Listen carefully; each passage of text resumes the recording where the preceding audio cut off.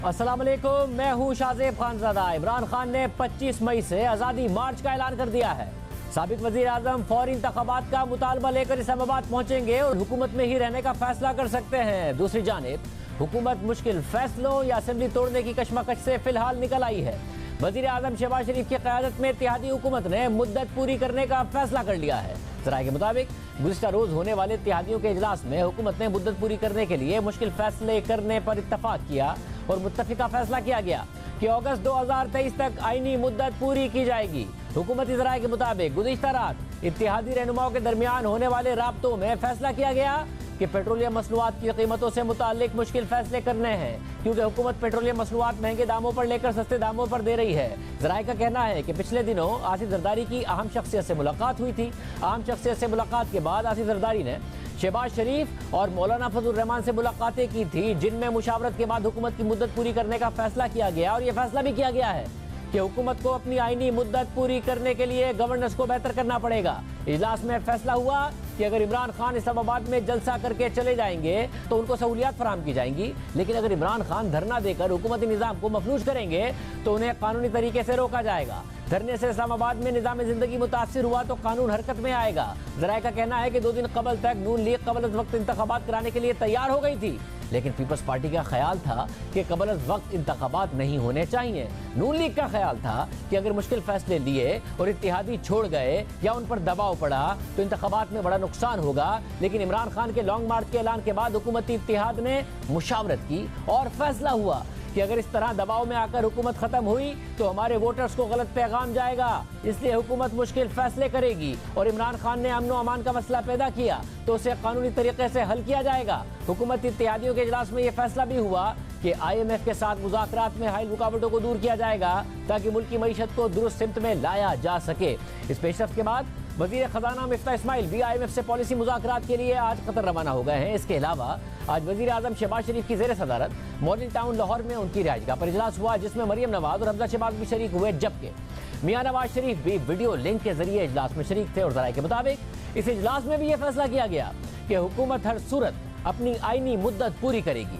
आज नवाज शरीफ ने हुकूमत से फौरी अलग ना होने के फैसले की तौसीक कर दी है और लॉन्ग मार्च पर प्लान मुरत्तिब करके इत्तेहादी जमातों से शेयर करने की हिदायत भी कर दी है। इजलास में फैसला किया गया कि इमरान खान के किसी भी गैर आईनी मुतालबे को कबूल नहीं किया जाएगा और हुकूमत के खिलाफ मुहाजराई से सख्ती से निपटा जाएगा। इत्तेहादी हुकूमत कानून हाथ में लेने वालों को गिरफ्तार करेगी, पंजाब की जेलों को साफ करवाने और सियासी शख्सियात को अलग सेल में रखने की हिदायत जारी कर दी गई है। ज़राए के मुताबिक हुकूमत और इत्तेहादियों के फैसले से आम शख्सियात को भी आगाह कर दिया गया है। और वज़ीर दाखिला राना सनाउल्लाह ने ट्विटर पर बयान देते हुए लिखा है कि मईशत तबाह करने वाले मार्च का ऐलान करके मईशत की बहाली रोकने निकला है, कामयाब नहीं होने देंगे। ये सारी सूरत हाल पर बात करेंगे वज़ीर दिफा ख्वाजा आसिफ से कि अचानक ये फैसले कैसे बदले हैं, ये कैसे हुए हैं। ख्वाजा आसिफ साहब बहुत शुक्रिया मैं शो में ज्वाइन करने के लिए। ख्वाजा साहब कल दोपहर तक भी ये इतलात आ रही थी कि मंगल बुध तक असेंबलियाँ तहलील करने का फैसला होगा, इंतखाबात में जाने का फैसला होगा। जुमे तक राना सनाउल्लाह साहब भी कह रहे थे कि हमारे हाथ पैर ना बांधे जाएं अगर हमें हुकूमत करनी है। ये क्या हुआ है अचानक, किस वजह? क्या इमरान खान ने लॉन्ग मार्च अनाउंस किया तो उसके बाद आप लोगों ने उस वजह से फैसला किया कि हमने मुद्दत पूरी करनी है, कहीं इमरान खान को कहीं ना चला जाए हुकूमत जाने का? बिस्मिल्लाहिर्रहमानिर्रहीम। शाज़ेब, आपने तो सारी कहानी बयान कर दी है। मेरे लिए तो कहने को आपने कुछ छोड़ा ही कुछ नहीं है।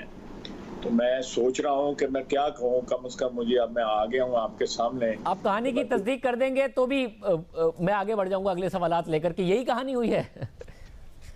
नहीं, मैं कहानी की तस्दीक या तरदीद नहीं करूँगा। मैं थोड़ी सी लॉजिक, जो पॉलिटिकल लॉजिक है, जो वो मैं बयान करूँगा। देखिए, अगर हम कल चले जाते जिस तरह आप बता रहे थे कि हम 24, 25 या 26 को हमारे जाने का ख्याल था, तो वो नथी हो जाता इनके धरने के साथ, तो हमारा पॉलिटिकल कैपिटल जो है बहुत डिप्लीट होता कि एक शख्स जो है उसने धरना आके दिया, उसका 126 दिन का धरना तो हमने बर्दाश्त कर लिया और अल्लाह के फजल से उस धरने से सुरखरू होकर निकले। 5 साल उसके बाद हुकूमत भी की और अब ये 4-5 दिन के धरने के ऊपर जो है ढेर हो गए हम। ये पॉलिटिकली बिल्कुल अफोर्डेबल नहीं था और ये एक चीज़ थी जो बिल्कुल सब कुछ सामने नज़र आ रही थी, हमको भी नज़र आ रही थी, हमारे इत्तेहादियों को भी नज़र आ रही थी और मीडिया भी यही बात कमोबेश जो है वो इसी तरफ इशारा बार बार कर रहे थे।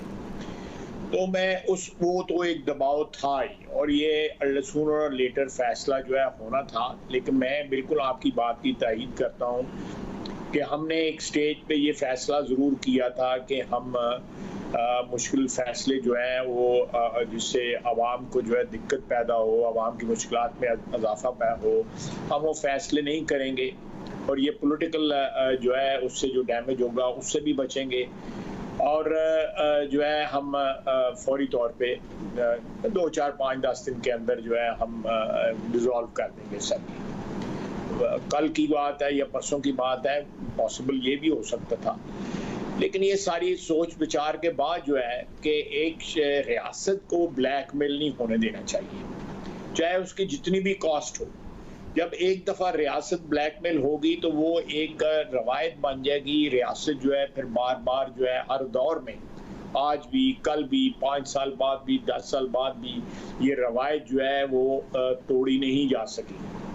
मियां नवाज शरीफ ने ये रवायत तोड़ी। 126 दिन का जो मुहासरा था, आप बिल्कुल कह सकते हैं कि उसने दारुल हुकूमत का डी चौक में मुहासरा किया था। उस मुहासरे में पीटीवी भी शामिल था, प्राइम मिनिस्टर हाउस भी शामिल था, पार्लियामेंट की बिल्डिंग भी शामिल थी। और वो मुहासरा अल्लाह के फजल से हम जो मैसूर लोग थे उसमें उन्होंने बर्दाश्त किया और सुरखरू हुए। तो ये सारा कुछ सामने रख के हमने देखा कि एक और भी इसमें शाज़ेब आर्गूमेंट है। एक पॉलिटिकल कैपिटल है और एक कैपिटल है जो रियासत का कैपिटल है। ये फैसला करना पड़ता है कि जी आपका पॉलिटिकल कैपिटल, ख्वाजा आसिफ का पॉलिटिकल कैपिटल जो है has precedence over the capital of the state, और state has the precedence over my capital. तो मेरी राय है, मेरी as a political worker, as Pakistani, मेरी राय है कि रियासत का कैपिटल जो है वो प्रेसिडेंस रखता है, वो फौकियत रखता है मेरे ज़ाती पॉलिटिकल कैपिटल के ऊपर। ये भी एक वजह बनी कि ये फैसले जो है इस रुख इसका ये इख्तियार कर रहे हैं। मेरा अपना ख्याल है, और ये आर्गूमेंट जो है मैंने दिया भी है। मैंने, अगर आपको याद होगा, 5, 6, 7 रोज़ या 8-10 रोज़ पहले मैंने फौरी इंतखाबात की बात भी की थी। तो उस पर मुझे कोई अपनी पार्टी की तरफ से मुज़ामत का कोई सामना नहीं करना पड़ा था, ना कोई मेरे ऊपर नुक्ताचीनी हुई थी। मेरा एक व्यू था, वो मैंने एक्सप्रेस किया बीबीसी के साथ इंटरव्यू में। लेकिन उसके साथ साथ मैं समझता हूँ कि 1-2 सिचुएशंस हैं। एक सिचुएशन ये है कि हम ये मुश्किल फैसले, जो माशी फैसले हैं, इनको पोस्टपोन कर दें ताकि हम जो है वो पॉलिटिकल कैपिटल जो है किसी ना किसी तरह अपना सेव कर लें। और दूसरा ये है कि ये फैसले करें, मुश्किल फैसले करें, ताकि जो बाज़-औक़ात जो है आपके कोई अजीज़ रिश्तेदार बीमार हों तो मुश्किल फैसले करने पड़ते हैं, उनमें रिस्क भी होता है, लेकिन जान बचाने के लिए आपको ये फैसले करने पड़ते हैं। तो इस वक्त जो है हमारी जो मईशत की जान बचाने के लिए मुश्किल फैसले हमें करने पड़ेंगे। मेरा ख्याल है इससे ज़रूर महंगाई भी होगी, इससे मुश्किलात में इजाफा होगा। लेकिन जो दूसरी ऑप्शन है कि अगर हम कुछ भी ना करें तो उससे बहुत ज़्यादा नुकसान होने का भी अंदेशा है। जिस तरह एक मरीज की जान के लिए कोई एक रिस्की ऑपरेशन ना किया जाए। ये तासुर था और बाकायदा इतलात थी कि जो इमरान खान साहब प्रेशर बढ़ा रहे हैं उसमें रियासती इदारों के भी जो सरबराह हैं या फिर लोग हैं, उन्होंने आप लोगों को कम्युनिकेट किया है कि इलेक्शन अनाउंस कर दें 20 तारीख से पहले या उनके लॉन्ग मार्च के अनाउंसमेंट से पहले। तो क्या जो ये खतरा था कि कहीं हम मुश्किल फैसले करें और पीछे से कालीन ना निकल जाए, वो खतरा भी टल गया? देखिए शाहजेब, अगर ये सारे अदारों की, खैर माशी फैसले जो हैं वो उनका ताल्लुक जो है सारी रियासत के साथ होता है, उसमें अदारे भी शामिल होते हैं। जिस तरफ आप इशारा कर रहे हैं उसमें हमारे दफाई अदारे भी शामिल हैं, उसमें ब्यूरोक्रेसी भी शामिल, सब लोग उसमें शामिल हैं। क्योंकि ये तो डायरेक्टली जो फाइनेंशियल हमारी या माशी इकनॉमिक सिचुएशन जो है वो हमारी दफाई सिचुएशन भी वही होती है जो माशी सिचुएशन है। तो उसमें डेफिनेटली ज़रूर ऑन बोर्ड होंगे वो, और उनसे मशावरत भी होगी। लेकिन प्राइमरी जो फैसले जो हैं वो तो सिविलियन गवर्नमेंट को जो है, इनकम्बेंट गवर्नमेंट को जो है वो करने पड़ेंगे और करने पड़ते हैं, ये जो असूल की बात है। लेकिन मैं आपको कंक्लूसिवली जो है ना मैं बात नहीं कर सकता इस वक्त, जो आप मगर मुझे ख्वाजा साहब ये जरूर बताइएगा कि फिर जब ये आप कह रहे हैं कि जब ये अनाउंस किया गया तो ऐसा लग रहा है कि जैसे इमरान खान साहब से एक सियासी गलती हो गई है, वो अगर 1-2 दिन वेट कर लेते तो शायद असेंबलियां तहलील होने जा रही थी। उन्होंने ये बात देखते हुए, क्योंकि खबर तो बाहर आई गई थी कि असेंबलियां तहलील हो रही हैं, ये अनाउंस कर दिया कि जी मैं लॉन्ग मार्च भी कर रहा हूं, तो कि उनको क्रेडिट मिल जाता कि जी मेरे लॉन्ग मार्च की वजह से इन्होंने हुकूमत तोड़ी है, और उसी वजह से आप लोगों ने फैसला कर लिया कि जी अब हम कंटिन्यू करेंगे और इत्तेहादियों के साथ ये फैसला हो गया। देखिए, आप कह सकते हैं कि मैं आपकी बात से किसी हद तक इत्तेफाक करता हूं, आप सही कह रहे हैं कि ये अगर ये प्रेशर भी था और ये चीज उससे नथी हो रही थी, ये हमारी जो डिसोल्यूशन का फैसला जो था उनके धरने के फैसले से नथी हो रहा था, तो वी डिसाइडेड, और ये खासी दिनों से ये आर्गूमेंट चल रहा था कि इसको नथी नहीं होना चाहिए, इसको डिस्कनेक्ट होना चाहिए उसके साथ। तो उन्होंने अनाउंस कर दिया है, और अगर हम अब टिक जाएं और डिसोल्यूशन ना करें तो डेफिनेटली वो जो चेकमेट हो गया इमरान खान फिर तो मगर वो उस सूरत में होगा कि अगर आपकी हुकूमत सरवाइव कर पाए, वो आएंगे और अगर वो एक माहौल क्रिएट कर देते हैं, एक तवील अरसे का धरना दे देते हैं जिसमें लोगों की भी अगर तादाद ज्यादा बड़ी होती है, क्योंकि उनका ख्याल है कि इस वक्त तहरीक इंसाफ पॉपुलैरिटी के उरूज पर है, तो फिर ये चेकमेट होगा या उनका फायदा हो जाएगा उल्टा, और आपको अल्टीमेटली जाना पड़ जाएगा। एक इत्तेहादी हुकूमत है बहुत सारे लोगों की आपकी। देखिए, इसमें कोई कंक्लूसिव बात तो शाहजेब की नहीं जा सकती। ये रिस्क है कि किस सिचुएशन में आपको कम रिस्क है और किस सिचुएशन में आपको ज्यादा रिस्क है। पॉलिटिकल बात भी मैं कर रहा हूँ और पहले मईशत की बात की है, उसमें भी यही चीज शामिल है। ये तो वे करना है आपने कि किस चीज में आपको कम से कम जो है रिस्क है और you can sell through easily smoothly. तो ये आप जो कह रहे हैं वो रिस्क तो बिल्कुल डिस्कार्ड तो नहीं किया जा सकता, उसको कम से कम जो है डिमिनिश जरूर किया जा सकता है। उसकी जो वेलोसिटी है या उसका जो वेटेज है वो तो कम से कम किया जा सकता है। तो मेरा ख्याल है कि हमने कर लिया। और ख्वाजा साहब, आप लोग किस तरह निपटेंगे अगर ये धरना दे देते हैं? 2014 में जाहिर है आप लोगों ने इनको धरना देने दिया, जहां तक जाना चाहते थे जाने दिया। उस वक्त आप लोगों का ये भी गिला था कि रियासती इदारों के कुछ अफराद भी इनके पीछे थे। अब जबकि वो तासुर नहीं है, तो आप लोग किस तरीके से डील करने का इरादा रखते हैं? एक सियासी अमल है, उसको होने देंगे? आप सारी बातें खुद ही की बताई जा रहे हैं, मेरे की बात ही कोई नहीं छोड़ रहे सवाल। तो ये जो आपने कंपैरिजन ड्रॉ किया है, बिल्कुल यही कंपैरिजन है। उस वक्त जो है मियां नवाज शरीफ साहब ने ये फैसला किया कि हम इनको आने देंगे। मेरा ख्याल है 30 अगस्त या 31 अगस्त की रात थी जब ये अंदर आए हैं, और उस पर इख्तलाफात भी हुए। हमारे अंदर जो है हमारे पास मोतबर साथी जो थे, उनका ख्याल था कि इनको अंदर आने नहीं देना चाहिए और हम में इतनी कुव्वत है कि हम उनको रोक सकते हैं। लेकिन मियां साहब ने एक बड़ा बोल्ड डिसीजन लिया, ये अंदर आए, वो एक हंगामा हुआ, प्राइम मिनिस्टर के हाउस के गेट तक पहुंचे, पार्लियामेंट पे कब्जा हो गया, पीटीवी पे कब्जा हो गया, सारा कुछ हुआ। ये रिस्क हमने लिया, लेकिन the risk paid of ultimately, और हम जो है वो सस्टेन कर लिया हमने। अब सिचुएशन ये है कि उसके बाद जो है इनकी हुकूमत के वक्त भी और 2-3 मेरा ख्याल हो चुके हैं इस इज्तिमा जो है कश्मीर रोड पे एक तयन हो चुका हुआ है जगह का, जहाँ पे धरने वरने जलसे जुलूस जो है वो हुआ करेंगे। अच्छी बात है। मैं परसों डिफेंस मिनिस्टर आए हुए थे इसके टर्की के, वो मुझे बता रहे थे कि इस्तांबुल में जो है 3-4 जगह जो है डेजिग्नेट हुई हैं इसके लिए, जहाँ पे मुजाहरे होते हैं। वहाँ आए, मुजाहरा करें, जो एक पॉलिटिकल राइट है उनका, वो बिल्कुल डेमोन्स्ट्रेट करें, उसको एक्सरसाइज करें। लेकिन अगर रियासत को चैलेंज करेंगे, रियासत की रिट को चैलेंज करेंगे, तो फिर जो भी कानून और कायदे के मुताबिक जो है रिएक्शन जो है रियासत का होना चाहिए वो होगा इंशाअल्लाह। हम रियासत को ब्लैकमेल नहीं होने देंगे। और ख्वाजा साहब, फिर जो प्राइम मिनिस्टर का और आपकी हुकूमत का एक जो इंप्रेशन पड़ रहा है कि फैसला साजी नहीं कर पाते हैं, कभी लंदन की तरफ देखते हैं आते हैं, फिर इत्तेहादियों की तरफ देखते हैं, इत्तेहादियों का कॉन्फ्रेंस मिल जाता है तो नेशनल सिक्योरिटी कमेटी के इजलास की बात कर देते हैं, कभी कराची आके, तो ये फैसले आप लोग करेंगे तेजी से या नहीं करेंगे? नहीं, चले आने दें उनको, तो फिर हमारी फैसला साजी भी आप देख लेंगे इंशाअल्लाह। वैसे मगर मुआशी फैसला साजी भी तेजी से होती नजर आएगी कि मईशत भी तो चले, मुल्क भी तो चले। सारी फैसला साजी देखेंगे इंशाल्लाह ताला। अल्लाह ताला मेरी जुबान की लाज रख लीजिए। वैसे और मुझे ये बताइएगा कि इस सारे के सारे सिनेरियो में क्या आपको ये चीज़ भी कॉन्फिडेंस दे रही है कि इत्तेहादी भी नहीं चाहते किसी भी तरह के इलेक्शन हो? खैबर पख्तूनख्वा में मौलाना फजल रहमान अभी इलेक्शन नहीं चाहेंगे, जिस तरीके से इमरान खान साहब कैंपेन लीड कर रहे हैं। कराची में MQM नहीं चाहेगी, पीपल्स पार्टी को सिंध के अलावा और क्या मिल जाना है नए इलेक्शन से? ये चीज़ कॉन्फिडेंस दे रही है आपको और यही वजह है कि इत्तेहादी भी आप पर यही दबाव डाल रहे हैं कि जी टाइम पूरा करें?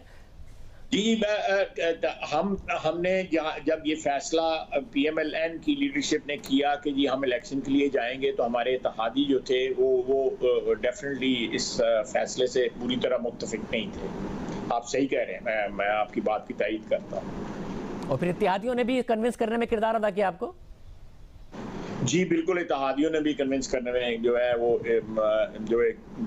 कन्विंस करने में एक किरदार जरूर अदा कर रहे हैं। वो जो जिस तरफ बातें आपने जो निशानदेही की है, उस तरफ जो हम जा रहे हैं उसमें इत्तेहादियों का भी किरदार है। वैसे और आपके कन्विंस ना होने में, हुकूमत ना चलाने का एक मसला ये भी था, वही के नीचे से कालीन ना खींच लिया जाए, तो बीच में आपके एक इत्तेहादी आसिफ जरदारी साहब की मुलाकात हुई और फिर उस मुलाकात के बाद कोई एश्योरेंस मिली है कि ऐसा नहीं होगा भाई, आप मुश्किल फैसले करें और मईशत चलाएं?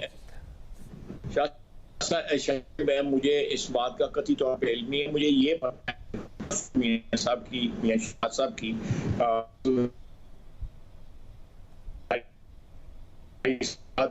जो है या उसकी कार्रवाई जो है या जो बातें हुई हैं, मुझे कथित तौर पे नहीं है, मैं ऐसे कुछ स्पेकुलेट नहीं करना चाहता, प्लीज। अच्छा, मगर अब ये इल्म है आपको कि हुकूमत अब मुश्किल फैसले करने जा रही है और वक्त पूरा करने का फिलहाल फैसला हुआ है?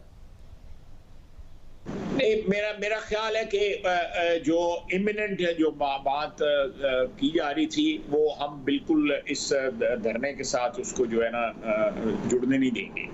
इसका मतलब ये है कि ये जो 24, 25, 26 की एक बात चल रही थी कि गवर्नमेंट डिसॉल्व हो जाएगी, that is for the time being जो चीज़ जो है ना वो इमिनेंट नहीं रही। बहुत शुक्रिया। वज़ीर दिफा ख्वाजा साहब हमारे साथ मौजूद थे। इमरान खान साहब का लॉन्ग मार्च का ऐलान और उसके बाद ये फैसला जो कि होने जा रहा था असेंबली तहलील करने का, किस तरीके से बदला है, ये गुफ्तगू आप देख रहे हैं। क्या मामला अचानक हुए हैं, क्या हो रहा है इस वक्त इस्लामाबाद में, इस पर और ज़्यादा आपके सामने तफसीलात रखेंगे ब्रेक के बाद।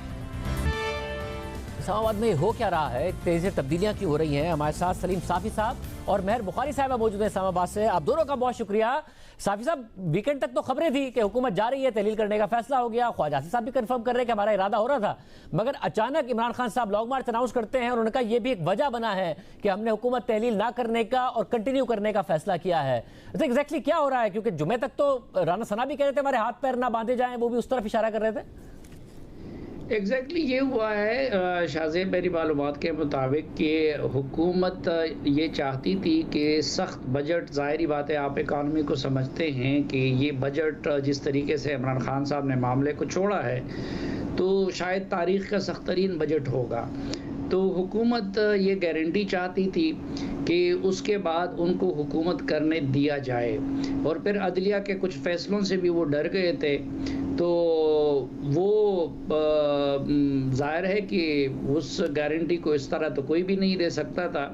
तो उस सिलसिले में कुछ बैकडोर राब्ते वगैरह हो रहे थे जरदारी साहब इधर उधर से।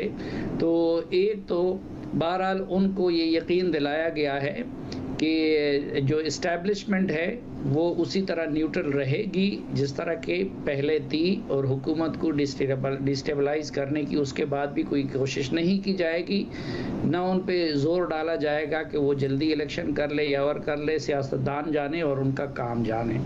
तो मेरे ख़्याल में बुनियादी वजह वो यही बनी है। और दूसरा, हुकूमत से ये शिकायत थी कि वो ये फ़ैसले नहीं कर रही है, IMF का मामला था, बाकी चीज़ें थी, तो हुकूमत भी उसके लिए तैयार हुई है। और फिर इमरान खान साहब ने जब मार्च अनाउंस किया तो इस हद तक ख्वाजा साहब की बात दुरुस्त है कि अब उसके बाद अगर हुकूमत कोई लचक दिखाती है तो वो इमरान खान की फतह और बाकी इत्तेहादी जमातों की शिकस्त से ताबीर होगी। इसलिए आज हुकूमत ने अपनी पोजीशन क्लियर कर ली, खुसूसन मुस्लिम लीग नून ने, कि वो इस सेटअप को चलाएंगे जब तक चला सकते हैं। मेहर बुखारी साहब, आप बताइएगा, वाकई ये इतलात थी कि हुकूमत जाने वाली है? ख्वाजा साहब भी कह रहे हैं कि कंफर्म था, ये अचानक क्या हुआ है? वाकई सिर्फ इमरान खान साहब के ऐलान की वजह से या कहीं और से अश्योरेंस दी गई है ग्राउंड रियलिटीज को देखते हुए? बड़ी इंटरेस्टिंग सूरत हाल है शाहजेब। बिल्कुल ये प्रेशर भी था और ये इतलात भी मुसद्दका थी, दुरुस्त थी कि अब अर्ली इलेक्शंस कॉल कर दिए जाएं, असेंबलियां तहलील की जाएं और एक नया फ्रेश मैंडेट लिया जाए। जिधर दबाव और प्रेशर महसूस होना था वो हो भी रहा था, मगर कुछ वक्त मांगा गया था इमरान खान साहब से कि सब एक पेज पर आ जाएं और ये काम हो सके और किस तरह होगा और क्या करके होगा। कुछ इंतखाबी इस्लाहात भी हुकूमत लाना चाह रही थी, कुछ इनके और काम भी दरकार थे, और साथ एक जिसको क्लीन एग्जिट कहते हैं कि जिसका साफी साहब जिक्र कर रहे थे कि हजीमत और एम्बैरेसमेंट भी ना फेस करना पड़े, वो भी थोड़ा सा टाइम मिल जाए। मगर 20 को जो ऐलान करना था वो 5 दिन बाद भी जब तक कोई एश्योरेंस नहीं आई, कोई क्लैरिटी नहीं आई, तो इमरान खान साहब को हमारी इतलात के मुताबिक वो ऐलान करना पड़ा, क्योंकि उनको बहरहाल जो एतमाद है उनका वो उसको बड़ी ठेस पहुंची हुई है। जिधर से कहा जा रहा था थोड़ी देर रुक जाइए, उधर से कोई ब्रेक थ्रू नहीं आ रहा था, तो उन्होंने कहा कि अब मैं मजीद नहीं एतमाद कर सकता, ना ही वेट करूंगा। 5 दिन और भी गुजर चुके हैं और अब ये ऐलान किया जाएगा और हम आगे बढ़ेंगे, जिसकी वजह से बादज़ां जो इतलात और बातचीत हमारी होती रही कुछ एसेंशियल क्वार्टर्स से भी, it wasn't taken very well. अच्छी तरह इसको नहीं लिया गया कि जब रोका जा रहा था कि और 1-2 दिन रुक जाएं तो क्यों नहीं वो रुके। मगर उसके बाद बहरहाल आपने सियासी जमातों का भी आज क्लैरिटी नून लीग की हुकूमत की तरफ से देखी है। इसमें मैंने जिस हद तक कोशिश की है ढूंढने की, मुझे कोई गारंटी या एश्योरेंस जो वो चाह रहे थे वो उसका पता नहीं चला। अभी भी यही महसूस हो रहा है कि अगले 24 से 48 घंटों में भी कोई ऐसी खबर आ सकती है। गो कि ये अनाउंस तो कर चुके हैं हुकूमत कि हम अब पूरा अपना आईनी मियाद पूरी करेंगे, मगर अभी कुछ भी नहीं कहा जा सकता। अगर आपको मैं ये कहूँ कि देयर इज कंफ्यूजन एवरीवेयर तो गलत ना होगा। मेरी मुस्लिम लीग नून के सीनियर रहनुमाओं से, तहरीक इंसाफ के सीनियर रहनुमाओं से, मुतल्लिका इदारों की शख्सियात से आज पूरा दिन बात होती रही है, कल भी बात होती रही है। There is utter confusion. So कुछ नहीं कहा जा सकता अभी कि भाई ये ऊंट इस करवट बैठ गया और अब बैठा ही रहेगा और आईनी मियाद पूरी करेगी हुकूमत। तो साफी साहब, अब जब खान साहब आएंगे, जाहिर एक फैक्टर तो यह है कि खान साहब को 2014 में जो नून लीग का इल्जाम था कि इदारों की सपोर्ट थी धरने में, अगर वो फैक्टर नहीं है, न्यूट्रलिटी का वादा है, तो दूसरी तरफ इमरान खान साहब का यह दावा है कि वो अपनी जो मकबूलियत है उसके उरूज पर हैं और जाहिर उन्होंने अपना टर्नआउट भी दिखाया है जलसों में, बहुत ज्यादा लोग आ गए। तो हुकूमत की कोई स्ट्रैटेजी है या फिर सूरत हाल अचानक बदल सकती है अगर इमरान खान साहब दबाव डालने में कामयाब हो गए? असल में इमरान खान साहब जिस चीज़ के लिए दबाव डाल रहे थे, तो वो पहला तो वो इसके लिए डाल रहे थे कि न्यूट्रलिटी छोड़ के माजी की तरह उनके गैर आईनी तरीके से उनका सपोर्ट करें। अब जाहिर बात है कि मुल्क की सलामती और उस इदारे के वक़ार के तकाजे के तौर पर वो न्यूट्रल हो गए थे। और दूसरी फिर इमरान खान साहब की ये कोशिश थी कि अब जल्द अज जल्द अगर इस हुकूमत को इस्तीफ़ा पे मजबूर कर दिया जाए और इंतखाब निगरान हुकूमत कायम हो। अब अगर वो सूरत बनती है और निगरान हुकूमत कायम होती है तो ये तारीख का जो मुश्किल तरीन बजट है ये फिर निगरान हुकूमत को बनानी और पेश करनी पड़ेगी, और उसका निगरान हुकूमत का मलबा हमेशा फिर इस्टेब्लिशमेंट के खाते में डाला जाता है। फिर जाहिर है कि अगर ये मुतालबा मान लिया जाए तो कल फिर इलेक्शन कमीशन का वो मुतालबा करेंगे, फिर तीसरा करेंगे, फिर इलेक्शन भी मुतनाज़ा होगा। और फिर इस वक्त इमरान खान साहब ने जो रीत डाल दी है फौज को गालम गलूच का, तो जाहिर बात है कि उनके पास तो 1-2 जाली मफरूज़े हैं अमरीकी साजिश का, लेकिन उस सूरत में फिर पीपल्स पार्टी, नून लीग, JUI, कौमपरस्त जमातें, ये सारी इमरान खान के नक्शे कदम पे जाते हुए इस्टेब्लिशमेंट के खिलाफ एक जुबान हो जाएगी। तो उस सूरत में जिस मुश्किल से इस वक्त इस्टेब्लिशमेंट अपने आप को निकालना चाहती है, तो वो मुश्किल उसके लिए कई गुना ज्यादा बढ़ जाती।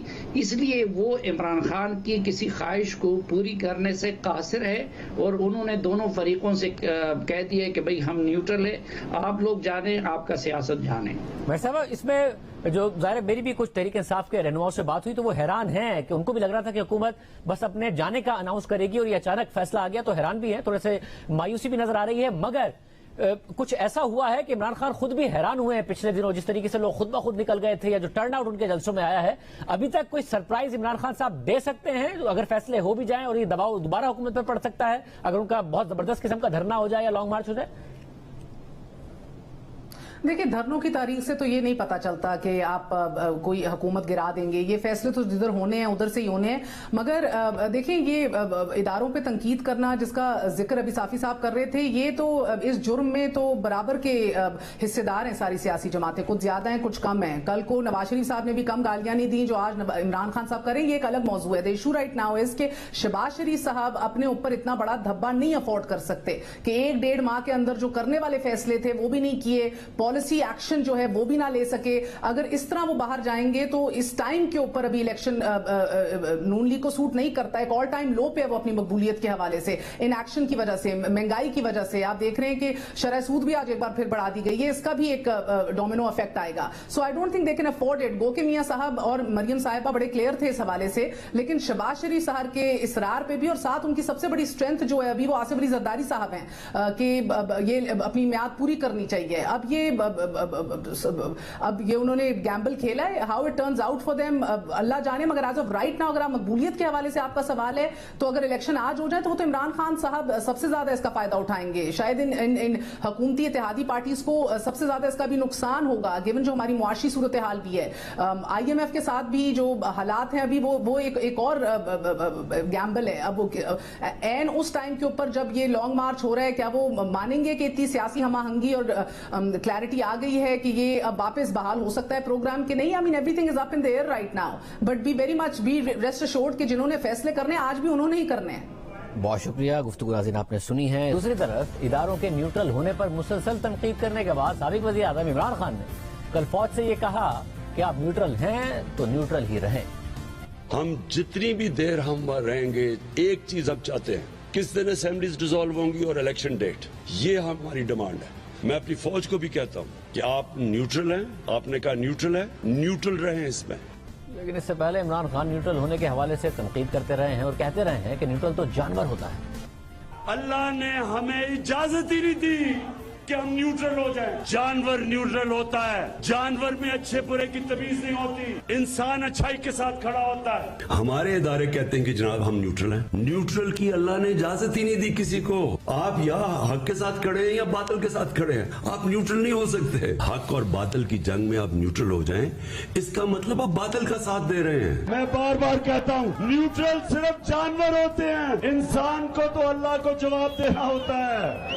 उसने तो दुनिया में भेजा है और उसने हक को कहा है कि आखिरत में मैं तुम्हारे से जवाब लूंगा। क्या तुम इंसाफ के साथ खड़े हुए? क्या तुमने जुल्म का मुकाबला किया? आपने एक इम्पोर्टेड हुकूमत के खिलाफ जदोजहद की? पूछेगा अल्लाह आपसे। आप ये नहीं कह सकेंगे नहीं जी मैं तो न्यूट्रल हूँ, आपको उसने ये इजाजत नहीं दी। 2 अप्रैल को जब उस वक्त की अपोजिशन के साथ मुज़ाकरात की खबरें गर्म थीं तो उन्होंने कहा कि सर एस्टैब्लिशमेंट का मौक़िफ़ है कि हम न्यूट्रल हैं तो ये बड़ा अच्छा है। मुझे तो समझ नहीं आई कि इसमें क्या इस वक्त एस्टैब्लिशमेंट का है कि हम न्यूट्रल हैं, बड़ा अच्छा न्यूट्रल है। तो न्यूट्रल इस जो ये मुल्क जिधर पहुंचा दिया गया है तो उनका अच्छा काम को कोशिश करें कि इसमें सोल्यूशन निकालें। इसमें कौन सी बुरी चीज है? उनको किसने कहा सोल्यूशन निकालने का? आपने कहा या अपोजिशन ने कहा? पहले तो मैं ये आपको बता रहा हूं कि इसमें कोई बुरी चीज क्या है। मुझे तो ये नहीं समझ आ रही कि ये कि अच्छा जी कोई, यानी इसमें तो अच्छा है ना। और जब इमरान खान के फौज के साथ ताल्लुकात अच्छे थे और नून लीग को फौज से शिकायत हो रही थी तो उन्होंने खुद जनरल बाजवा की तारीफ करते हुए उन्हें न्यूट्रल करार दिया था। मेरे ख्याल में जो जनरल बाजवा है ये सबसे ज्यादा न्यूट्रल और प्रो डेमोक्रेटिक जनरल है मेरे ख्याल में। इसने कौन सी ऐसी चीज की है मुझे बताएं? सिर्फ नवाज शरीफ की मदद नहीं की तो खिलाफ हो गया। और फिर बार बार मौक़िफ़ बदलने के बाद अब एक बार फिर इमरान खान कह रहे हैं कि फौज अगर न्यूट्रल है तो न्यूट्रल ही रहे। दूसरी जानिब जहां सियासी दर्जा हरारत बढ़ रहा है वहीं सियासत में बर्दाश्त और इख्लाकियात की कमी शिद्दत से महसूस की जा रही है। गुज़िश्ता दिनों इमरान खान ने मरीम नवाज से मुताल्लिक़ काबिल एतराज़ बात की और अब JUI के रहनुमा राशिद सुमरो ने साबिक वज़ीर आज़म इमरान खान की वालदा से मुताल्लिक़ इंतहाई नामुनासिब और इंतहाई काबिल एतराज़ बात की है। इमरान खान उनके सियासी हरीफ हैं, उन पर तनकीद करनी है तो सियासी करें, मगर जिस तरह की ज़बान राशिद सुमरो ने इस्तेमाल की है वो काबिल मज़म्मत है। पाकिस्तान की सियासत के लिए बुरा है, पाकिस्तान के लिए बुरा है। मईशत में गैर यकीनी की सूरत हाल बरकरार है। वजीर खजाना मिफ्ता इस्माइल IMF से मुज़ाकरात के लिए आज कतर चले गए हैं और हुकूमती ज़राए बता रहे हैं कि हुकूमत ने अब क्योंकि मुद्दत पूरी करने का फैसला कर लिया है, इसलिए IMF प्रोग्राम की बहाली के लिए मुश्किल फैसले लेने का भी फैसला कर लिया गया है और इस सिलसिले में तेल की कीमतों में भी इजाफा किया जाएगा और मईशत की तरक्की को कम करके खसारे पर काबू पाने के IMF के अहकामात पर भी अमल किया जाएगा।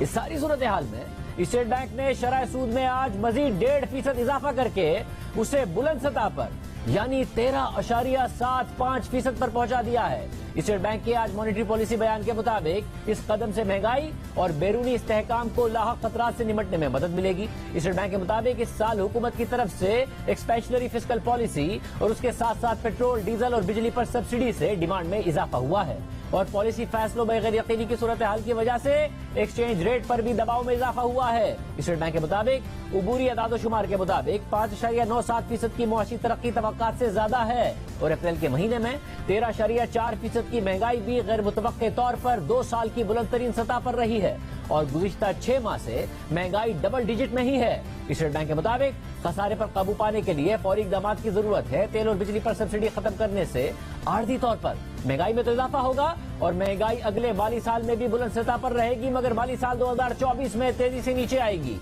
स्टेट बैंक मुआशी इस्तेहकाम की बात कर रहा है, खसारे कम करने की बात कर रहा है और मुआशी इस्तेहकाम के लिए मुआशी तरक्की को नीचे लाने की बात कर रहा है, क्योंकि मुआशी तरक्की के साथ साथ बढ़ते हुए तिजारती और बजट खसारे ने खतरात पैदा कर दिए और स्टेट बैंक के मुताबिक इन इकदाम से अगले माली साल में मुआशी तरक्की गिरकर 3.5 से 4.5% पर आ जाएगी।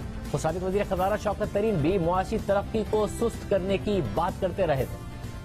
जाहिर है अगर हमने देखा कि ये ओवर हीट हो रही है इकॉनमी, तो हमने पहले भी कुछ वो लिए हैं, मेजर्स लिए हैं, जिसमें हमने कैश मार्जिन बढ़ा दिए और कोई गाड़ियों के ऊपर हमने कोई ड्यूटी श्यूटी बढ़ा दी है।